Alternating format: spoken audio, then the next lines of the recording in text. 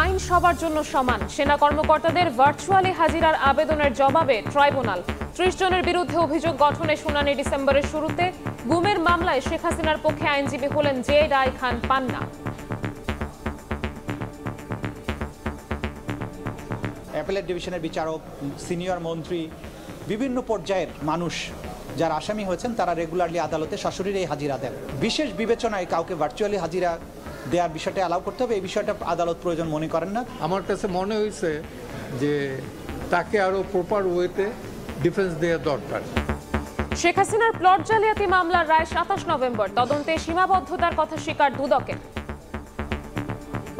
২০০৮ সালের নির্বাচনে কৃষি সম্পত্তির পরিমাণ তিনি সেখানে দেখিয়েছেন ৫.২১ একর, আমরা পেয়ে যাই ২৯ একর। দেখছিলেন প্রধান শিরোনাম। দুপুরের সময়ের সঙ্গে আছি আমি শবনব নিবিড়। এবার অন্যান্য শীর্ষ সংবাদ। ভূমিকম্প ঝুঁকিতে ১৫ দিন বন্ধ ঢাকা বিশ্ববিদ্যালয়। হল ছেড়ে যাচ্ছেন শিক্ষার্থীরা। ৪ মেট্রো স্টেশনের দেয়াল ফ্লোরে ফাটল, খুলে পড়েছে টাইলস।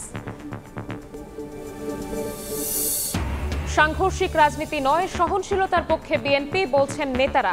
সাজানো নির্বাচনের চেষ্টা দেখছে এনসিপি। এবারও টাকা ও পেশিশক্তির আধিপত্যের আশঙ্কা। সরকার ও ইসিকে সব ধরনের সহযোগিতা করবে সেনাবাহিনী। পরিস্থিতি অবনতির শঙ্কা দেখছেন না স্বরাষ্ট্র উপদেষ্টা। আইন শৃঙ্খলা বিবেচনায় দেশকে ৩ ভাগ করছে কমিশন। মোবাইল ব্যাংকিং এ প্রতারণার ফাঁদ। অর্থ হাতাচ্ছে দেশি বিদেশি চক্র। অনলাইন জুয়ায় বছরে পাচার ৫,০০০ কোটি টাকা। সন্দেহজনক লেনদেনের তালিকা করার নির্দেশ।